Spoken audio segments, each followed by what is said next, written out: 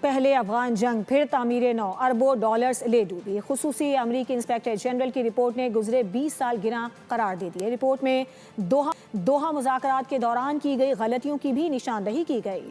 افغان جنگ پر کتنے اخراجات آئے، دوحہ مذاکرات میں کہاں بھول چوک ہوئی، طالبان کو کتنے ڈالرز اور کتنے ہتھیار ملے۔ خصوصی امریکی انسپیکٹر جنرل کی رپورٹ نے پورا احاطہ کر دیا۔ 20 سالہ معاملات سے متعلق رپورٹ۔ افغان تعمیر نو دوسری جنگ عظیم کے بعد یورپ کی تعمیر نو سے بھی مہنگی قرار دی گئی۔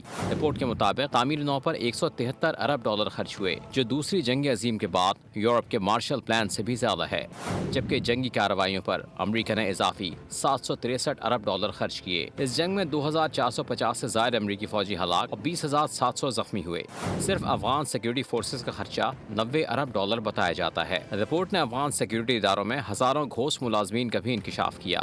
رپورٹ بتاتی ہے کہ افغان حکومتوں کی کرپشن تعمیر نو میں سب سے بڑی رکاوٹ رہی، جبکہ انخلا کے بعد 1.7 ارب ڈالر مالیت کا عسکری ساز و سامان افغانستان میں رہ گیا۔ دوحہ میں ہوئے افغان امن مذاکرات سے متعلق بتایا کہ ان مذاکرات میں افغان حکومت کو نظر انداز کرنا ریاستی ڈھانچے کو کمزور کرنے کا سبب بنا۔ رپورٹ کے مطابق امریکہ نے 4 سالوں میں طالبان حکومت کو 3.83 ارب ڈالر کی امداد دی۔ صرف مارچ 2025 کی ایک سہ ماہی میں طالبان کو 120 ملین ڈالر فراہم کیے گئے۔ طالبان حکومت امداد پر ٹیکس اور لیویز وصول کرتی رہی۔ سبسکرائب کریں اور بیل دبائیں تاکہ کوئی خبر رہ نہ جائے۔